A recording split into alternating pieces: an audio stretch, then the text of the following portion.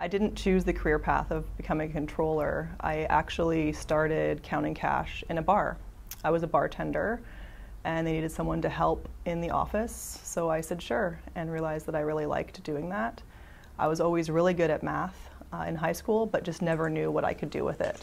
And then I left the bar industry, took a huge pay cut, and became bookkeeper for a couple restaurants, and that's how I sort of got started, and then got into school, and here I am now. I like to be an organizer. I like to know that everything's in its place.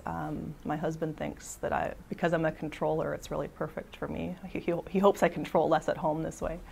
But it's really about telling a story with numbers, and I enjoy knowing that everything's in its place and everything is posted where it should be and creating efficiencies. My educational experience is the CGA in Canada. I am Canadian. So the CGA that I'm referring to is the Certified General Accountants of Canada, which would be similar to being a CPA in the US.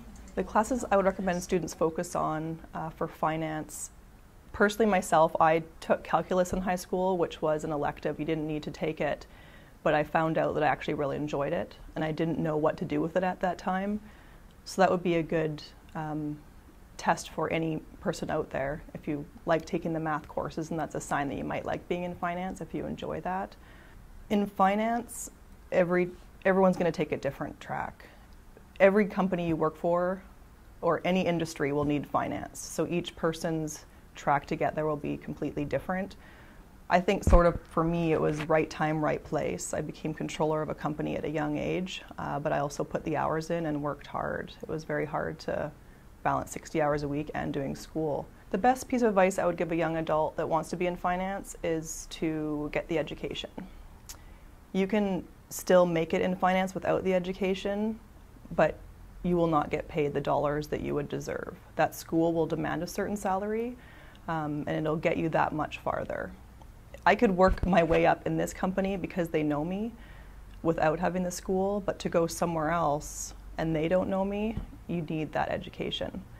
But the difference between me having a CGA from Canada working in the US versus someone having a CPA, it just means that I can't work for a company that does a BDO or a Siemens, a company that does public accounting. BDO they are public accountants, so they will come and audit you. They're large accounting firms, large finance firms. And they come and audit us, they do our taxes, they're external accountants. Okay. In order to work for an external accountant such as that, you would need to have your CPA. As far as being in corporate finance, as long as you can prove that you've worked your butt off and you have some sort of education, they're not necessarily going to be too picky on what that is, whether it's your CGA or CPA. The website I'd recommend is probably looking into the CPA. The CPA is an organization of chartered public accountants. What it can help you look for is what you need to be able to write the CPA exams, if you need a bachelor in finance or whatever that may be. And it also can show you and lead you to people that can help you and answer your questions if you do have questions about how to get your CPA or where to start.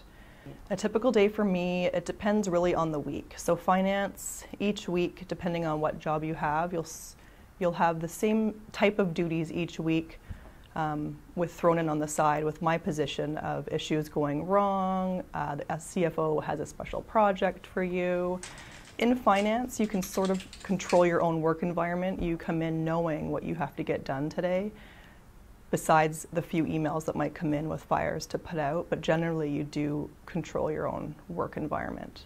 The best thing about being a controller in this company or any company, and really just being on a team and helping others.